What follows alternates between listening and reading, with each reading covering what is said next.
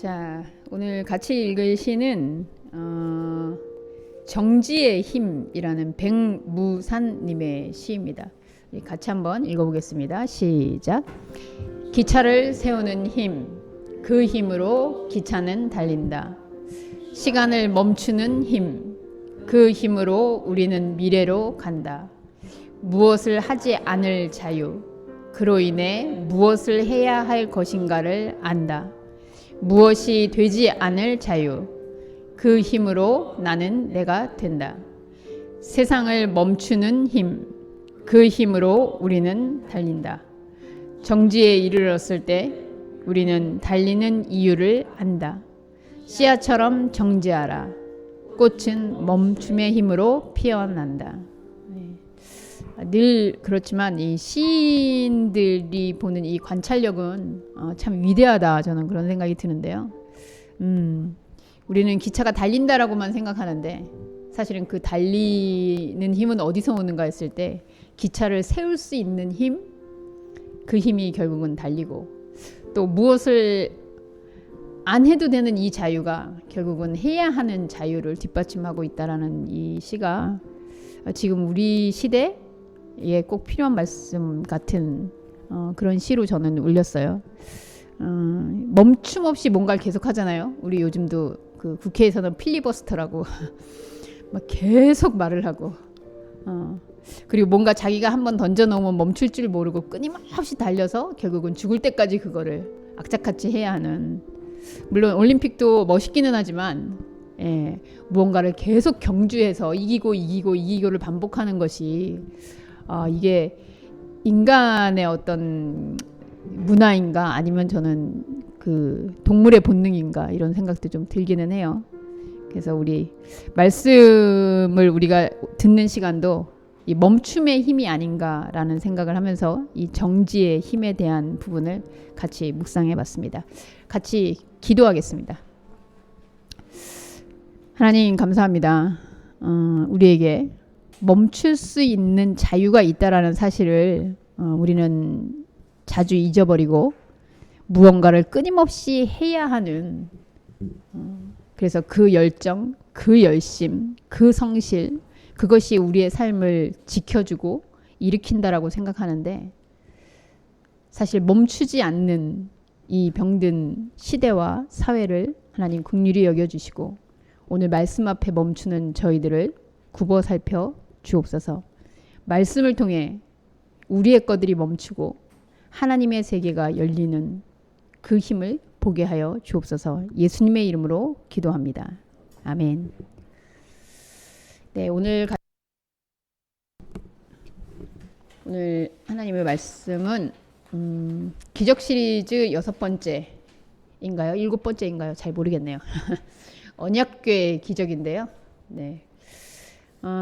언약궤의 기적이라고 말을 붙이는 게 조금 뭔가 어폐가 있지만, 그래도 본문을 통해서 우리 한번 하나님의 기적에 대한 것을 다시 한번 묵상해 보도록 하겠습니다. 1절부터 12절 말씀인데 저와 여러분이 한 절씩 교독하면 좋을 것 같습니다. 제가 먼저 읽겠습니다. 블레셋 사람들이 하나님의 궤를 빼앗아 가지고 에베네셀에서부터 아스돗에 이르니라. 블레셋 사람들이 하나님의 궤를 가지고 다곤의 신전에 들어가서 다곤 곁에 두었더니 아스돗 사람들이 이튿날 일찍이 일어나 본즉 다곤이 여호와의 궤 앞에서 엎드러져 그 얼굴이 땅에 닿았는지라. 그들이 다곤을 일으켜 다시 그 자리에 세웠더니 그 이튿날 아침에 그들이 일찍이 일어나 본즉 다곤이 여호와의 궤 앞에서 또다시 엎드러져 얼굴이 땅에 닿았고 그 머리와 두 손목은 끊어져 문지방에 있고 다곤의 몸뚱이만 남았더라. 그러므로 다곤의 제사장들이나 다곤의 신전에 들어가는 자는 오늘까지 아스돗에 있는 다곤의 문지방을 밟지 아니하더라. 여호와의 아스돗 사람에게 엄중히 더하사 독한 종기의 재앙으로 아스돗과 그 지역을 쳐서 망하게 되니 아스돗 사람들이 이를 보고 이르되 이스라엘 신의 궤를 우리와 함께 있지 못하게 할지라. 그의 손이 우리와 우리 신 다곤을 친다 하고 이에 사람을 보내어 블레셋 사람들이 모든 방백을 모으고 이르되 우리가 이스라엘 신 궤를 어찌하랴 하니 그들이 대답하되 이스라엘 신의 궤를 가드로 옮겨가라 하므로 이스라엘의 신의 궤를 옮겨갔더니 그것을 옮겨간 후에 여호와의 손이 심히 큰 환란을 그 성읍에 더하사 성읍 사람들의 작은 자와 큰 자를 다 쳐서 독한 종기가 나게 하신지라. 이에 그들이 하나님의 궤를 에그론으로 보내니라. 하나님의 궤가 에그론에 이른즉 에그론 사람이 부르짖어 이르되 그들이 이스라엘의 신의 궤를 우리에게로 가져다가 우리와 우리 백성을 죽이려 한다 하고 이에 사람을 보내어 블레셋 모든 방백을 모으고 이르되 이스라엘 신의 궤를 보내어 그 있던 곳으로 돌아가게 하고 우리와 우리 백성이 죽임당함을 명쾌하자 하니 이는 온 성읍이 사망의 환란을 당함이라. 거기서 하나님의 손이 엄중하심으로 죽지 아니한 사람들은 독한 종기로 치심을 당해 성읍의 부르짖음이 하늘에 사무쳤더라. 아멘. 네, 오늘도 사실 그 성경을 보면서 이런 표현은 좀 그렇지만 유쾌한 내용을 찾기가 참 쉽지 않다라는 생각이 좀 들어요. 구약에서는 더더군다나. 그래서 우리가 기적이라는 게 뭘까라고 생각해 보면 사실은 기적이라는 것은 어차피 인간에게 어려움, 힘듦 그리고 넘어설 수 없는 그런 영역에서 신적인 어떤 초월적인 상태가 나타나는 거라고 생각했을 때 앞에 어려움이나 힘듦이 전제되는 거는 그냥 자연스럽겠다라는 생각도 들긴 합니다. 그래서 여러분들에게 기적이라는 게 어떤 의미일까? 그리고 기적이 단순히 그냥 기적을 만나서 좋아가 아니고 그 기적과 함께 동반되는 것들은 무엇일까? 또 이런 생각을 하게 됩니다.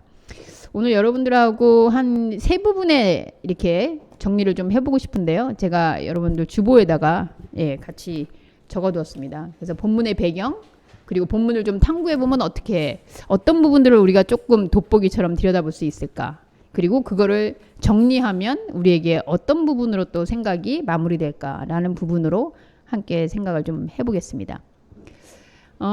여기서 우리는 흔히 이제 저도 언약궤라고 적었거든요. 근데 사실 하나님 스스로 이거를 언약궤 이렇게 부른 적은 성경에 찾아보니까 있진 않더라고요. 근데 이제 그 신약에 와서 히브리서에서 얘기를 하면서 언약궤라는 표현을 쓰기 시작했는데 신구약의 이 궤, 그냥 거기서는 궤라고 나오는데 이 궤의 배경을 좀 살펴보면 사실 하나님이 이제 이스라엘 백성에게 궤에다가 증거판을 이제 넣어라 그렇게 얘기를 합니다. 근데 이 증거판은 십계명 돌이었어요. 그래서 하나님이 저는 나중에 이제 그 신약에서 보면서 여러분도 아마 기억하실 것 같은데 이 언약궤 안에 뭐가 들었었는지 주로 우리 한 3개 정도 들어있다고 생각했거든요. 하나는 십계명의 돌, 또 하나는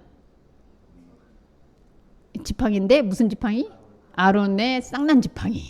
그리고 또 하나는 만나. 네, 맞아요, 만나.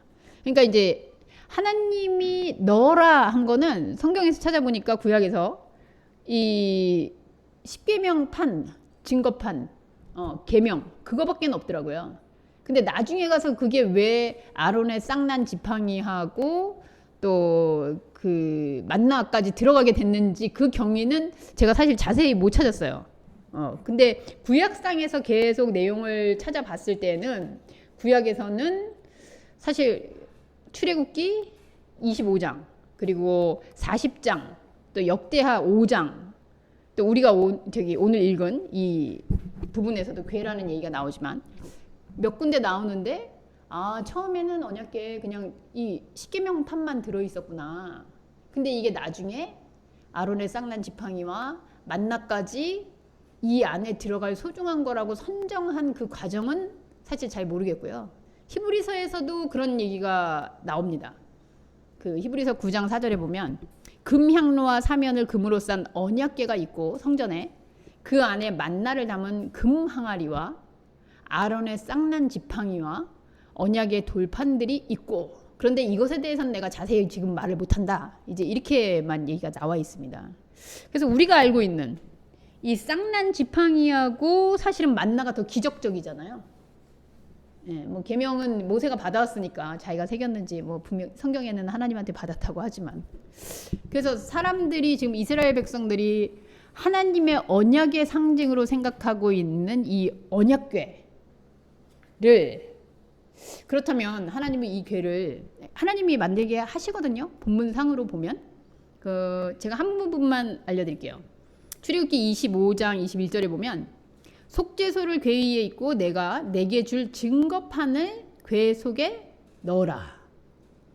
근데 이게 사실 십계명이다라고 되어 있지도 않긴 해요. 증거판을 이렇게 얘기가 나오고요.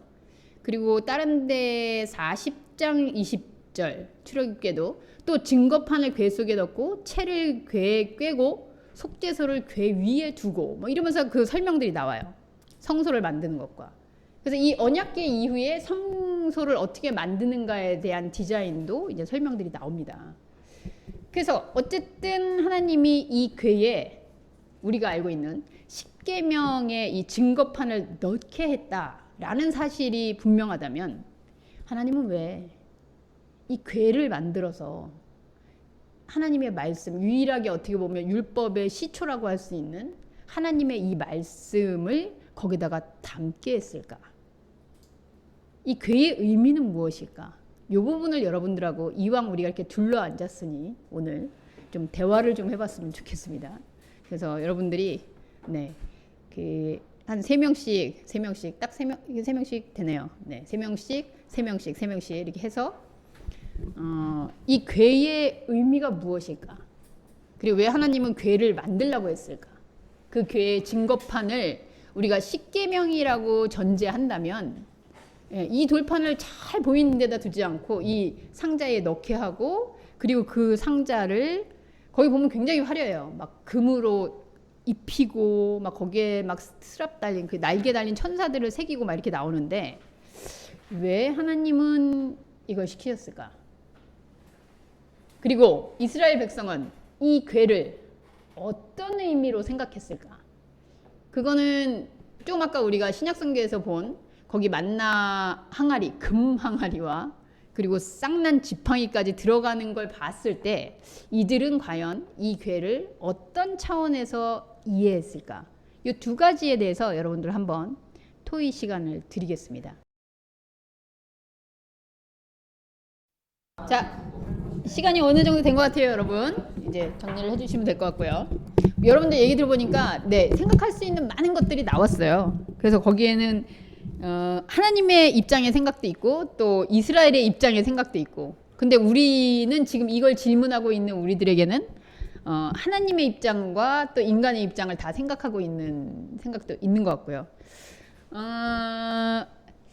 좀 생각을 한다면 지금 마지막으로 저는 이영자 원사님 얘기를 들었는데, 이 언약궤를 보면서 하나님의 말씀이 우리와 함께하고 있다라는 확신과 어떤 증거가 필요하지 않냐. 네, 이런 마음도 있었고요. 아까 또 우리 근데 가람은 내가 볼 때는 별로 그렇게 막 집에서 막 묵상을 하고 이러는 것 같지는 않은데 이렇게 삶에 뭔가 도사 같은 기질이 좀 있어요. 그래서 자기는 하나님이 준 것 같지가 않다. 하나님이 이런 거를 이렇게 막 해가지고 하라 그럴 뿐이 아닌 것 같은데 하나님이 준 게 맞냐, 이제 이런 질문도 있었고요. 그리고 또 여러분들이 알고 있지만 또 우리 아까 또 병주는 이게 선물을 준 사람과 선물을 받는 사람의 마음이 같나? 그래서 그 주는 사람의 의도와 받는 사람의 의도가 같은가? 라는 이런 질문도 나왔고요. 그리고 또 말씀이 거기에 들어가 있다 라는 소중함에 대한 어떤 것들을 깨우치는 부분도 있다라는 이런 말씀도 하셨는데, 자, 이게 옳다 그르다의 문제는 아니라고 봅니다. 그런데 우리가 지금 이야기하고 있는 이런 이야기들이 저는 그 당시에 하나님의 말씀을 듣고 또 하나님의 말씀을 해석하고 하나님의 말씀을 전하는 사람들이 동일하게 고민하고 동일하게 이해하는 그런 과정 속에 있었을 거라고 생각이 들어요. 자, 그렇다면 먼저는 하나님이 유래가 전 좀 없다고 생각해요. 지난번에 우리가 노뱀에 대해서도 얘기했는데 하나님이 불뱀을 만들어서 장대에 다뤄라 그랬더니 결국은 모세가 고민하다가 노뱀을 만듭니다. 물론 그 당시에 노도 굉장히 중요한 거였다고 생각은 들어요. 그런데 제가 그때도 얘기했는데 황금 뱀을 걸었으면 안 보는 사람이 없지 않았을까. 그런데 그냥 녹슬어 없어지는 소재를 가지고 얹었더니 거기 보면은 안 보는 사람도 있더라. 아니 내가 지금 죽어가는데 그까짓 거 한번 보는 게 뭐라고. 그걸 안 봅니까? 근데 이 놋뱀을 왜 모세는 하나님의 불뱀을 놋으로 해석했을까? 라는 질문을 던지면서 모세가 인생의 여정에 거의 막바지에서 한 행위였다라는 그 생각을 해볼 때 하나님이 먼저 이렇게 그거를 금으로 덮고 거기에 또 막 화려하게 날개 단 천사들을 하고 그거를 속죄소라는 뭐 이런 데 놓고 막 이런 장황한 지시를 하는 게 저는 우리 가람 얘기처럼 좀 의심스러워요. 하나님 한 게 맞나? 이런 생각도 들고요.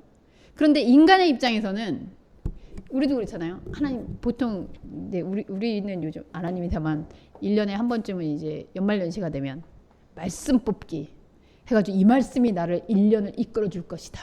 그래서 하나님의 말씀과 동행한다. 그리고 그 말씀이 나를 붙잡아 준다. 이 어디에서 유리하는 걸까요? 물론 말씀에 대한 갈망도 있겠지만 근본적으로는 하나님이 나와 함께하고 있다는 것을 늘 확인하고 확증하고 그거를 증거 삼고 싶은 마음이 우리 안에 있다는 거죠. 이게 나쁘냐 좋으냐의 문제는 아닌데 하나님이 이 현실 세계에서 가시적으로 내 눈에 보이는 어떤 것으로 함께하고 있다라는 사실이, 왜냐하면 그 이후에 보면 알게 되는데 이 증거계가 결국은 어느 용도로 제일 많이 쓰이냐면요, 전쟁 나갈 때 맨 앞에 들고 나갑니다. 그래서 하나님이 이 전쟁에서 우리와 함께하고 계신다.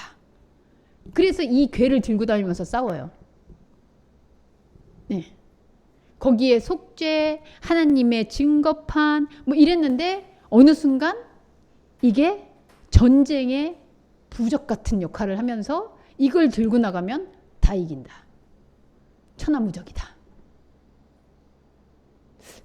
자, 여러분 답을 제시하는 것은 아니지만 이 기록상을 봤을 때 여러분들이 하나님의 은유의 기법을 우리가 이제까지 많이 봐왔거든요. 구약은 더군다나 그래요. 그래서 하나님의 퍼포먼스라고 만약에 생각을 하면 이것은 어떤 퍼포먼스일까? 너희가 나의 말씀이라는 것을, 너희가 나의 증거라는 것을 끊임없이 확인하고 싶어하는 그 마음으로 결국 이렇게 대하고 있지 않니? 그걸 금으로 막 쌓고 그거를 부적처럼 여기고 그 말씀에 어떤 그 돌판에 힘이 있는 것처럼 여기고 결국은 그렇게 가거든요. 그래서 하나님을 끊임없이 현상에서 확증하고 확인하려 하는 인간의 이 마음을 하나님이 비유하고 있진 않나? 하나님의 성품으로 이 돌판을 위해서 겉에다 그렇게 화려한 것들을 만들려고 그렇게 거품을 만드실 분은 아닌 것 같은데? 라는 의심적 질문을 살짝 해봅니다. 그래서 오늘 사실 본문은 그게 핵심은 아니에요. 두 번째인데요. 여러분과 진짜로 우리가 나눌 이야기는 이제 본문 탐구라는 부분에서, 그런데 이 언약궤를 결국은 전쟁의 부적처럼, 부적이라 그러니까 좀 경건해 보이지 않아서 승리의 상징처럼 하나님의 동행하심의 상징으로 계속 가지고 다녔는데 이것을 적군인 블레셋에 빼앗깁니다. 오늘 본문에서는 결국 그 빼앗긴 것에 이 궤가 이동하는 그 과정을 설명하고 있어요. 근데 제가 한 줄 이렇게 두세 줄로 요약해놨지만 궤의 이동 경로를 보면 다른 부분으로도 볼 수 있습니다만 제가 이 장소적인 부분을 조금 눈여겨봤어요. 그래서 이 눈여겨보면서 재밌는 현상은 이 장소마다 그 지명의 의미가 있는데 이런 의미들이 괄호 안에 있는 의미들이 있는 거예요. 먼저는 처음 에벤에셀에서 출발했습니다. 그래서 에벤에셀이라는 장소가 사실 도움의 돌이라는 뜻이에요. 그죠? 근데 거기서 언약궤가 출발을 해요. 그 당시에 언약궤는 히브리서에서 말하는 게 아닌 증거판, 곧 돌멩이 2개 들어있는, 돌판 2개 들어있는 언약궤였는데 이게 빼앗겨서 결국 도움의 돌의 장소를 떠납니다. 그리고 아스돗이라는 것을 가요. 근데 이 아스돗이라는 곳의 지명 이름을 좀 의미를 찾았더니 하필이면 파괴자 이런 의미가 있어요. 예. 그래서 여기만 그런가? 그래서 그 다음을 갔더니요. 그래서 이제 다곤 신전으로 이제 아스도르에 있는 다곤의 신전에 들어가거든요. 이 다곤은 블레셋의 신상이에요. 근데 이 신상이 우리도 뭐 해신, 별신, 달신, 뭐 별의별 신 다 있잖아요. 근데 이 다곤 신은 어떤 거를 비는 신이냐면 이제 원래는 물고기에서 왔는데 이 물고기가 알을 낳으면 한 번에 많이 낳잖아요. 이게 무슨 의미일까요? 이 풍요로움과 번성과 그리고 많아지고 잘 살게 되는 그런 현상 세계에 있어서 먹고 삶이 풍요로워지는 삶의 상징인 신이에요. 그래서 하나님의 이 증거판이 언약의 궤가 하나님의 약속의 말씀을 영적인 하나님의 세계와 교감하고 있는 걸 상징이라고 했을 때 그 말씀의 돌이 도움의 돌의 자리를 떠나서 파괴라는 뜻을 가지고 있는 이 먹고 사는 거에 풍요로운 신, 그 신의 신전으로 들어간다는 거죠. 여러분 좀 잘 상상하면서 한번 와보세요. 왜 성경 기자는 굳이 이런 이름들을 가지고 우리 드라마 볼 때도 어떤 사람들 이제 소설이나 드라마 보면 그 사람의 이름 보면 이 사람 만약에 김간사 나왔다. 이 사람 간사하겠구나. 뭐 김용감. 이 사람 용감하겠구나. 뭐 이런 상징들이 있잖아요. 지명도 그래요. 우리나라에 여기 필동도 부동 이랬는데 지명의 이유가 있어요. 역사적인. 그런 것처럼 여기 지명의 의미가 도움의 돌에서 이제 파괴자라는 의미를 가지고 있는 그 지역의 다곤의 신전으로 갔는데 그럼 하나님의 말씀의 궤가 지금 인간이 바라고 풍요롭길 원하고 그 욕망의 신 안으로 들어가는 거죠. 그랬더니 거기에서 여러분들이 본문 읽은 것처럼 다곤 신전이 자꾸 꼬꾸라지고 넘어지고 부러지고 하는 사건들이 일어나요. 이걸 상징으로 생각한다 그러면 그냥 여러 상징이 아니어도 하나님의 말씀이라는 이 영역이 현상에 잘 먹고 잘 삶 이 영역에 모셔졌을 때 그리로 내려앉았을 때 이게 부조화구나. 그런데 이거를 거꾸로 생각하면 이 블레셋 사람들 입장에서는 우리보다 더 센 신이 있나 보다. 더 강한가 보다. 아마 블레셋이 그 이스라엘을 대하면서 이 언약궤를 뺏어간 이유도 그거였을 거예요.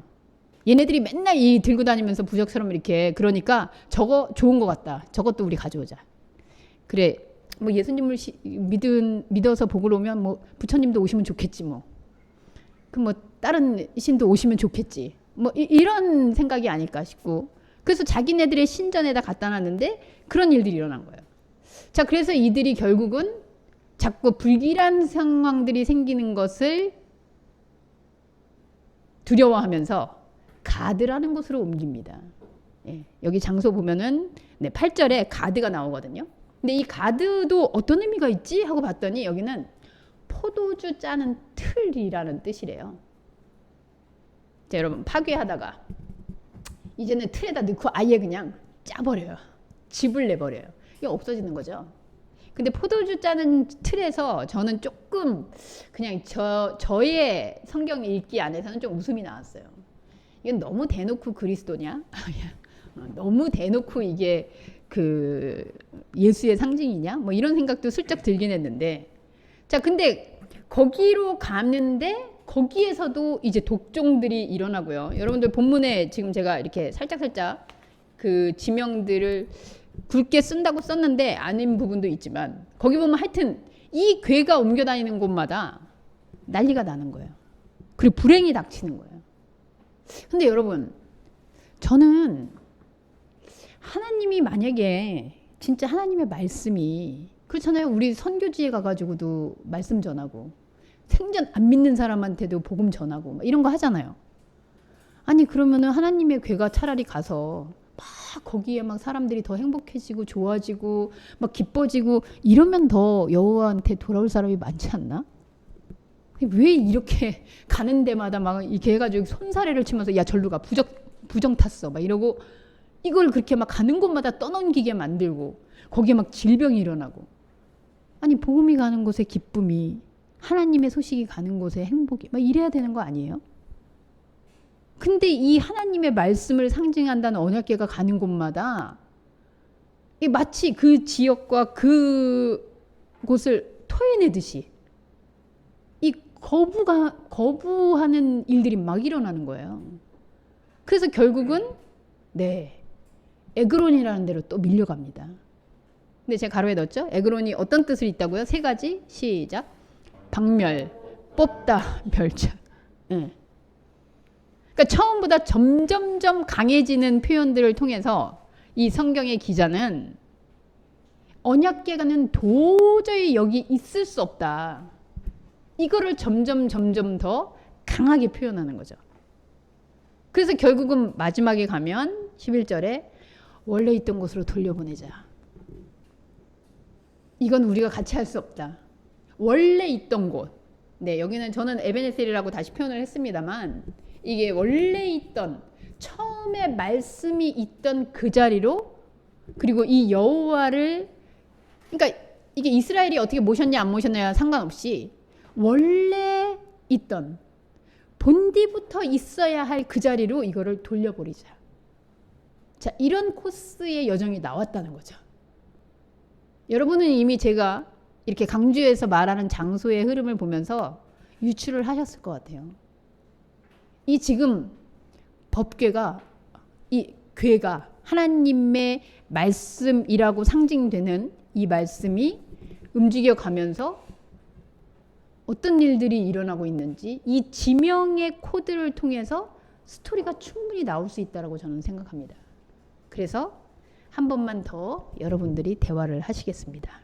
지금 여기까지 얘기를 듣고 이 지명을 통해서 우리는 이 한 문장으로 한번 여러분들이 문장을 하나 만드시는데요.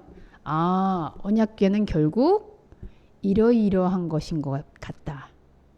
이다 이렇게 얘기할 수는 없으니까 지금 요 본문을 통해서만 에베네셀 도움의 돌에서 시작해서 파괴자라는 의미를 가진 곳에 가서 이 많아지고 부유를 상징하는 신전에서 그리고 포도주 짜는 틀로 갔다가 결국은 박멸되고 뽑히고 멸절된다는 지명으로 갔다가 더 이상은 안 되겠구나.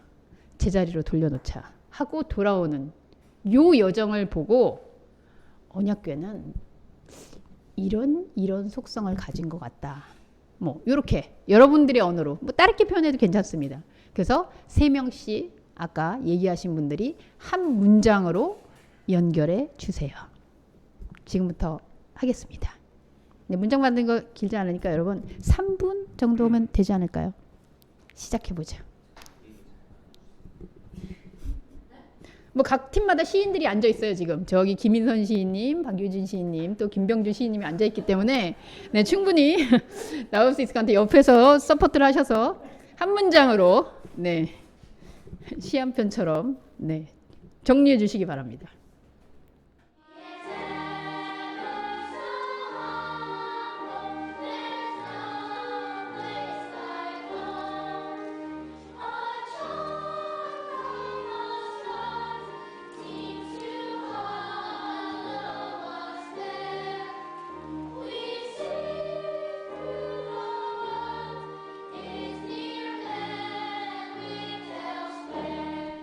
한마디로 적어주세요.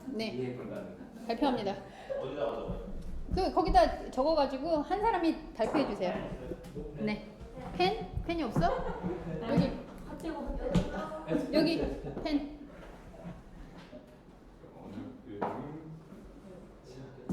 원래 위치에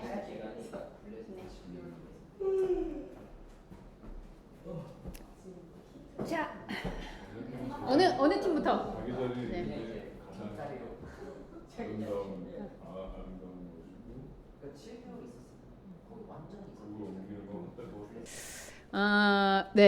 여러분 언약궤가 뭐냐, 아니면 우리에게 오늘 지금 어떤 의미를 주냐 이용보다 성경에 기록하고 있는 부분들에 대해서 우리가 늘 그러잖아요. 질문하고 있는데 저는 기적은 사실 이렇게 궤가 옮겨 다니면서 막 거기 신보다 더 센 걸 보여주고 무너뜨리고 독종을 퍼뜨리고 이런 건 기적이 아니라고 생각이 들어요. 그런 과정들을 통해서 오늘 우리는, 그리고 이스라엘은 하나님의 말씀을 하나님의 증거라는 것을 어떻게 인식하게 됐을까? 저는 하나님이 정말 보여주려면 잘 보이는 곳에 날것으로 이렇게 돌이 썩지도 않는데, 그런데 이렇게 하나님의 말씀을 붙잡고 이건 소중한 것이요, 이건 금보다 귀한 것이요 하면서 자꾸 덧칠해가는 인간의 그 안달, 확인증, 이런 것들을 언약궤라는 이 화려한 금으로 도금이 된 그런 모습을 통해서 너희가 나의 말씀을 이렇게 생각하니? 여러분, 그 괴짝 안에 들어가 있는 그 말씀이 하나님과 이스라엘 관계에 무슨 유익이 되겠어요? 말씀이라는 건 이렇게 여러분들이 대화하고 오고 가면서 생각을 교류하는 것인데, 우리의 이 믿음, 신앙이라는 게 그 괴짝에 들어가서 금으로 아무리 발라져서 멋있게 쓰여 있는들, 세상이 볼 때는 누가 세냐 안 세냐. 오히려 그러면서 이스라엘은 가지고 오면서 그 다음부터 더 의기양양했을 거예요. 사실 역시 우리의 하나님이 더 세. 하나님의 말씀은 정말 세상보다 세다는 걸 보여주는 것일까? 하나님의 말씀이 세상이라는 장소로 들어가면 들어갈수록 오히려 파괴의 자리, 그리고 그 인간의 욕망이 가득한 그런 자리, 그리고 결국은 그게 쥐어짜지고 아무리 짜도 남는 것이 없이 그냥 나오는, 그러다가 완전히 뽑혀버리고 멸절되는, 하나님의 말씀은 그런 자리에서 살아있지 않다는 거죠. 그게 예수 그리스도가 보여준 과정하고도 아주 유사하다고 저는 생각이 돼요. 예수에 다 이루었다는 성취하고 뭔가 내가 더 셌다, 그게 아니라 여기에선 아무것도 할 수 없음을 내가 더 이상 보여줄 것이 없을 만큼 다 보여줬다. 그리고 멈추잖아요. 제가 어저께 뉴퀴즈인가 좀 이렇게 와가지고 보는데, 우리나라에서 구글 한국 코리아, 그러니까 구글 코리아 거기에서 정말 능력을 인정받아서 미국으로 스카웃 되신 그 나이 드신 분이 있더라고요. 근데 그분이 50대 스카웃 됐나 40대 스카웃 됐나 그랬어요. 굉장히 늦은 나이에. 근데 그분이 대학원을 5군데나 나오고, 그래서 이제 거기 가서 구글 미국에서도 정말 인정받으면서 1년 반 동안 그렇게 활약을 했는데, 이 사람이 어느 날 그냥 하루아침에 너희 부서가 없어졌어, 너는 해고됐어, 그리고 이렇게 끝났대요. 그래서 막 너무 억울하고, 내가 아니 도대체 이렇게 성과를 많이 올렸는데. 근데 그 다음부터 이 사람이 대단하긴 하더라고요. 그래서 지금까지 자기가 수십 가지의 일을 버킷리스트를 해서, 내가 그동안 컴퓨터가 없으면 난 아무것도 못한다고 생각했는데 내가 할 수 있는 게 뭐지? 그래서 마트에 가서도 일을 하고 자동차 운전도 하고 막 별의별 걸 다 하면서 자기가 어떤 존재인지를 찾은 거예요. 근데 그 수많은 얘기 중에 저한테 귀에 꽂힌 한 이야기가 있었는데, 어느 날인가 자기 버킷리스트에 구두 수선하는 거 자기 배우고 싶다.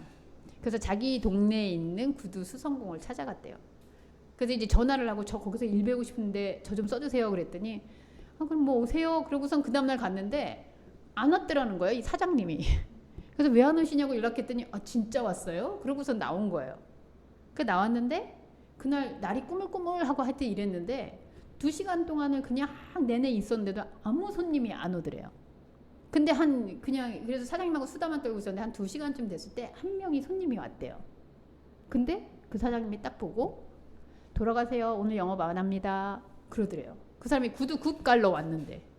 그래서 간 다음에 이분이 그랬대요. 아니 왜 보내냐고, 지금 몇 시간 만에 첫 손님이 왔는데 왜 보내냐. 그랬더니 그 수선공이, 오늘은 구두 굽고 치는 날이 아니라고, 지금 곧 비 올 거라고. 근데 그거 본드 발라서 굽해놓으면 그거 오래 못 간다고. 그래서 오늘은 구두 굽을 갈면 안 되는 날이라고 그 얘기를 했다는 거예요. 저는 그 얘기를 들으면서, 사실 우리가 성경을 아는 것과 성경을 한다는 것은 무엇인가. 아까 할 자유 안 할 자유 이런 얘기도 했는데, 하나님의 말씀을 안다는 것이 무엇인가. 그 구두 수성공은 뭐 사실 그 사람 거기서 못 고쳤으면 딴 데 가서 고쳤을 것 같아요. 그럼 그 사람만 그냥 돈 못 벌고 끝나는 걸 수도 있는데, 본인이 알고 있는 지식은 비 오는 날 구두굽을 고치면 그 구두가 성하지 못하다. 그래서 맑은 날 해야 된다. 하지만 여러분, 이 원리가 통하지 않잖아요. 비 오는 날, 네, 우리 콘크리트 공사하면 안 되는 거죠. 부면. 해요? 왜 해요? 비가 많이 올 때는. 그러니까 비가 많이 오는데도 날짜 맞추고 돈 이렇게 해야 되면 해야 되잖아요. 네. 결로 생기는 거 알면서도 해야 되잖아요. 철근 빼면 무너지는 거 알지만 해야 되잖아요.